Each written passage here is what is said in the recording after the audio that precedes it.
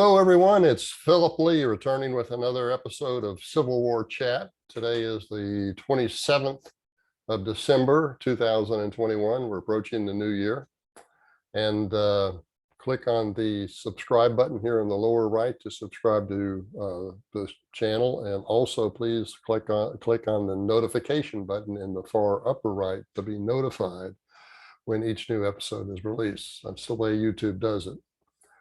So our topic today is Goodnight Loving. Charles Goodnight and Oliver Loving served the Confederacy.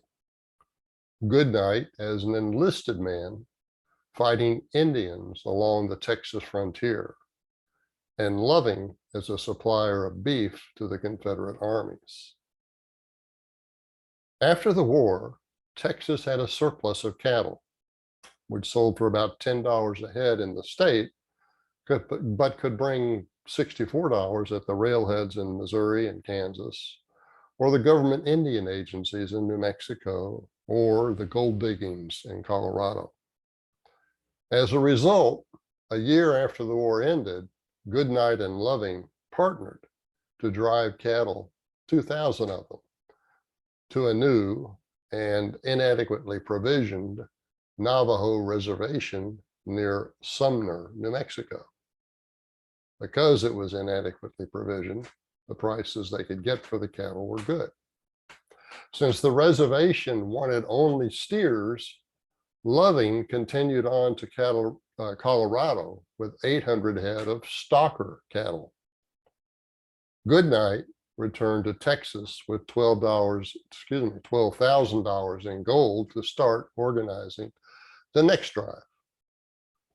After Comanche attacks and a thunderstorm temporarily scattered the 1867 herd, Loving rode ahead with a guide to report that the drive's arrival at Fort Sumner would be delayed. Along the way, Comanches attacked the two, badly wounding Loving.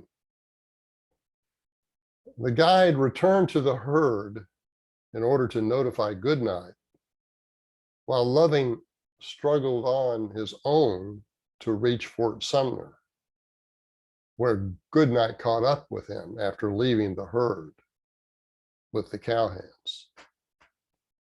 By refusing amputation, Loving faced a final battle, fighting infection and then ultimately gangrene, while nursed by Goodnight. Before dying, Loving requested that Goodnight bury his body in Texas. After finishing the cattle drive, Goodnight returned Loving's body to Texas, where he buried it. Goodnight lived another 62 years until 1929, completing many more cattle drives.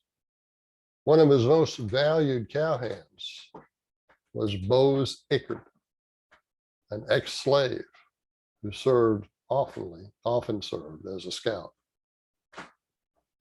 After Bose died, Goodnight erected a headstone with the following inscription: Bose Ickard, 1859 to 1928. Served with me 4 years on the Goodnight Loving Trail. Never shirked a duty or disobeyed an order. Rode with me in many stampedes. Participated with me in 3 engagements with Comanches. Splendid behavior. Signed, Charles Goodnight. Actually, C. Goodnight. C being the initial for Charles. If this story seems familiar, that's because it is the basis for Larry McMurtry's Lonesome Dove, the movie version of which has been termed the godfather of cowboy movies. At a time when the cultural elite reviled the Confederate soldier for his racism and defense of slavery and all these things, which were mostly false allegations, and they tear down his memorials, there's little research given to the relationships like those between Goodnight and Ickard.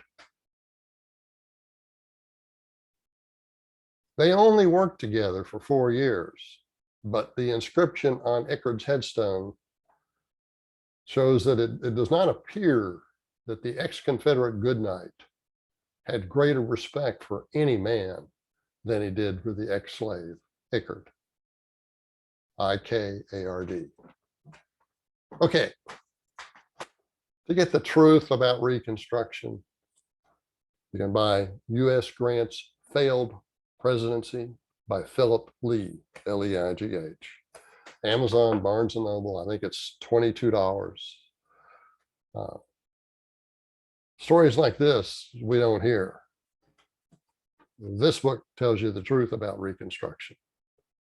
You can also consider my Southern Reconstruction book as another one that does the same, but this one focuses on Grant's policies. Grant, you see, has been taken over by the cultural elite to replace Lee as the most significant leader to come out of the Civil War, at least from the point of view of military and later efforts to reconcile the country. But Lee is certainly far superior to Grant. But all of the biographies on Grant in the last 30 or 40 years have been hagiographies. This gets you the truth. U.S. Grant's failed presidency. If you respect Lee and you want to see how he really measures up to Grant, as opposed to how modern biographers portray Grant, this book, Grant's Failed Presidency, U.S. Grant's Failed Presidency, will get you that. Okay, that's our show for today, and I want to thank you for watching.